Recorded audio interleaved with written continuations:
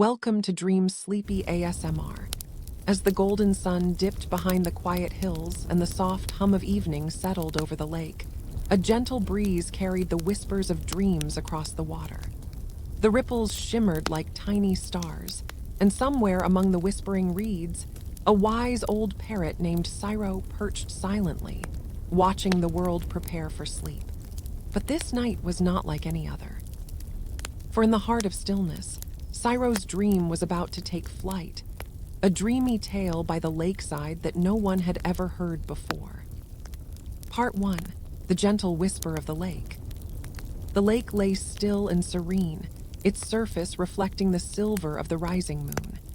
Around it, tall reeds swayed gently, and the distant chirp of crickets echoed like a lullaby. The world had slowed down. The village nearby had grown quiet. Only the soft splash of water against the rocks reminded the world that time was still moving. On an old banyan tree by the lake's edge lived Cyro, a parrot with feathers that shimmered like emerald silk. Unlike the other parrots who loved to chatter and sing all day long, Cyro preferred the quiet.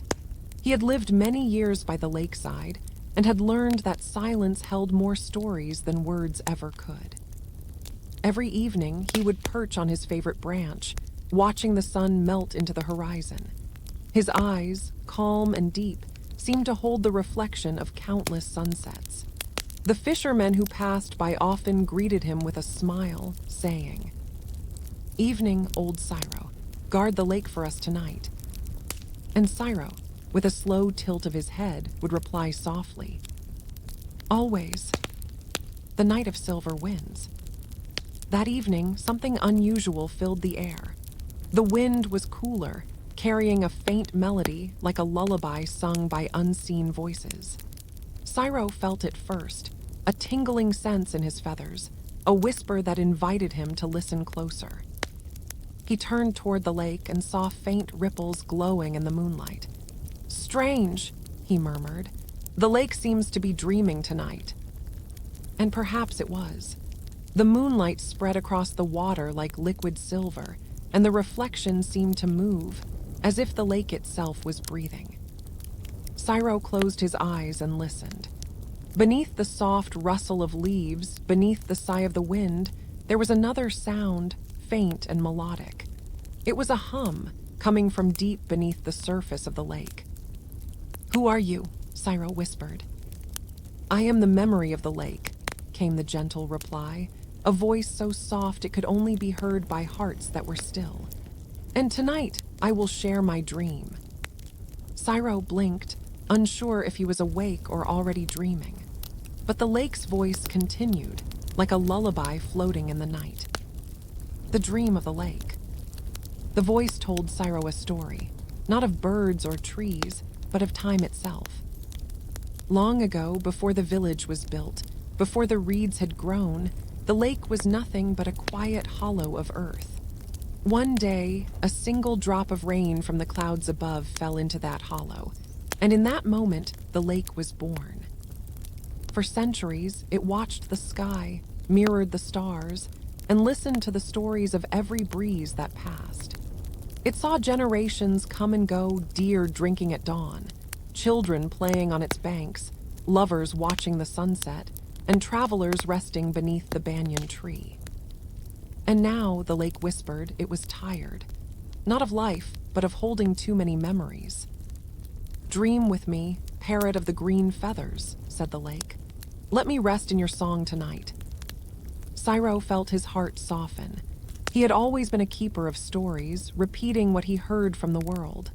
But this was different. The lake was not telling him a story. It was asking him to keep its dream alive. So as the moon climbed higher, Cyro began to hum. It was not a song made of words, but of feelings, gentle, rhythmic, and full of love. The sound carried over the water, blending with the soft ripple of waves. And soon, the lake began to glow brighter, as though each note Cyro sang turned into a silver petal floating upon the surface. The fireflies danced. While Cyro sang, the first fireflies began to appear, tiny specks of gold dancing between the reeds. They moved in circles, forming patterns that looked like constellations in the air. Cyro opened one eye and chuckled softly. Ah, so even the fireflies have joined in tonight. The lake replied with a soft ripple, almost like laughter.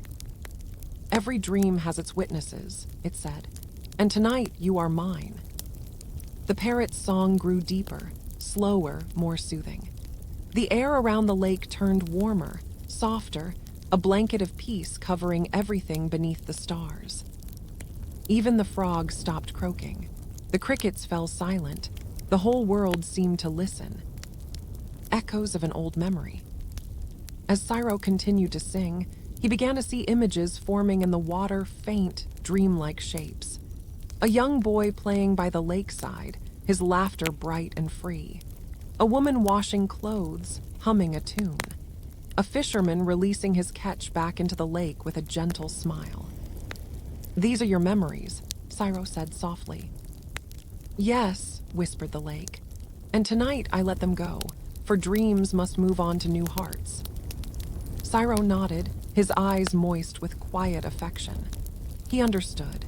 The lake was not dying. It was simply changing, releasing old dreams to make space for new ones. "And you, parrot of the green feathers," the lake said kindly, "will carry my dream to those who listen." Cyro bowed his head. "I will." The gentle sleep of the world. As midnight approached, the wind grew softer. The moon floated high above, calm and pale. The lake's surface was now perfectly still, reflecting the sky like a mirror. Cyro sat quietly, his eyes half closed, still humming softly to keep the dream alive. He could feel the peace of the world seeping into his feathers, the kind of peace that felt eternal. And for the first time in many moons, he too began to drift into sleep. He dreamed of flying across the lake, his wings brushing the stars. He dreamed of endless skis, of clouds turning into silver rivers. He dreamed of a world where even silence had a melody. The visitor of the dawn. When the first blush of dawn touched the horizon, Cyro opened his eyes. The night was gone, but the stillness remained. The lake looked different now, brighter, lighter, as if it had shed its weight. And sitting by the shore was a little turtle, blinking slowly at the sunrise. "Good morning," said Cyro, stretching his wings. "Morning," the turtle replied with a sleepy grin. "You sang all night." Cyro smiled gently. "Did I?" "Oh yes," said the turtle. "And the lake listened, we all did. It was peaceful." Cyro tilted his head. The water was calm again, no longer glowing, but it felt alive in a new way, refreshed. The promise. As the sun rose higher, the lake shimmered with warmth. Cyro gazed at his reflection, the old parrot with soft green feathers and eyes full of light. He whispered, "Rest now. Dear lake, your dream will be safe with me." And from that day forward, Cyro became more than a wise parrot. He became the keeper of the lake's dream. Every evening, as the sun dipped behind the hills, he would sing softly, not for others to hear, but for the lake alone. And if you were ever to pass by that lakeside at dusk, you might just catch the faint sound of a parrot's gentle hum blending with the whisper of the wind. A song not of sadness, but of memory and peace. The song that traveled beyond the lake. Morning light had painted the world gold. The air smelled of dew and soft earth, and the first ripples of sunlight danced on the surface of the lake. Cyro, the gentle parrot, perched upon his favorite branch and watched the new day rise. The lake shimmered beneath him, peaceful, renewed, and alive with a quiet kind of joy. The night's dream had changed something deep within him. For the first time in many years, Cyro didn't just see the world, he felt it. Every sound was gentler now. The hum of bees, the flutter of dragonfly wings, the distant laughter of children by the far shore, everything seemed to hum in harmony. The lake's dream still lingered in his feathers like morning mist, and as the soft wind brushed through the banyan leaves, Cyro closed his eyes. "The lake has found its rest," he whispered. "Now perhaps it's my turn to share its dream." The wanderer's arrival. By midday, a traveler arrived, a young woman dressed in worn clothes, carrying a small wooden flute. Her steps were slow and weary. She had walked many miles through forests and valleys, guided by nothing but instinct and the whisper of the wind. When she reached the lakeside, she stopped and gazed at its calm water. "It's beautiful," she breathed. "I've never seen a place so peaceful." Cyro watched her quietly. He could tell she was burdened, her shoulders heavy, her eyes tired but kind. "Traveler," he said softly, his voice carrying through the reeds, "what brings you to this lake?" The woman looked up, startled. "A talking parrot," she gasped, smiling in disbelief. Cyro tilted his head. "Only when there's something worth saying." The woman laughed softly. "Then perhaps you can tell me what this place is. I've been wandering for so long, searching for somewhere that feels like home." The parrot's eyes gleamed with kindness. "You have found it," he said. "This lake is where hearts come to rest. It dreams, you see, and in its dream, those who are lost may find their way again." The traveler sat down by the water's edge, her reflection shimmering in the light. She lifted her flute and began to play slow, hesitant notes that trembled at first, but soon grew steady and sweet. The music drifted over the lake, mingling with the soft wind. Cyro closed his eyes. "Ah," he murmured, "the lake is listening." The parrot and the song. For days, the woman stayed by the lake. Each evening, she would play her flute, and each night, Cyro would sing softly in reply. Their melodies intertwined like threads of moonlight and mist, one human, one bird weaving a song that seemed to belong to the stars. The villagers who lived nearby began to notice. They would stop by the lakeside and listen in silence, feeling something peaceful stir within them. One old fisherman said, "The lake has never been so calm. It's as if it's dreaming again." And indeed it was. The lake's dream had awakened, carried now through sound instead of words. Cyro realized something then. The dream was meant to spread. It wasn't his to keep alone. That night, as the stars rose high, and the moon glowed full in silver, Cyro looked out across the lake and whispered, "You wanted me to carry your dream, and now I understand. Dreams live when they are shared." The gift of dreams. The traveler, whose name, Cyro learned, was Alara, told him her story one evening by the firelight. She had once lived in a noisy city where people forgot to look at the stars. Music had been her only peace, but the world there never stopped moving long enough to listen. So she left, searching for silence, for a place where her heart could breathe again. Cyro listened, his eyes thoughtful. "You found more than silence," he said. "You found the lake's dream." Alara smiled. "And you, dear parrot, found someone to hear it." From that night on, they sang together, Cyro's soft hum blending with Alara's gentle flute. And the sound that rose from the lake was like nothing anyone had ever heard before, peaceful, timeless, and full of love. Even the moon seemed to lean closer, its reflection shimmering in approval. The night of the thousand echoes. One evening, as twilight deepened and the fireflies began their nightly dance, something magical happened. The sound of the flute and the parrot's hum began to echo, not just across the lake, but far beyond it. The sound carried over the hills, through the valleys, into the forests where animals paused to listen. A weary traveler resting under a tree felt tears on his cheeks without knowing why. A shepherd tending his flock on a distant meadow felt peace in his heart. Even the stars seemed to pulse in rhythm with the music. The dream had awakened everywhere. And deep beneath the lake, the ancient spirit, the voice that once spoke to Cyro, stirred again. Its whisper reached through the ripples, soft and content. "You have done well, parrot of the green feathers. The dream now belongs to all who listen. Syro bowed his head. Then my song is your rest. The lake shimmered once more, a quiet thank you glowing across its surface. The farewell at dawn. Weeks passed, and the time came for Alara to continue her journey. One morning, she packed her flute and looked at Syro, who sat calmly on his branch.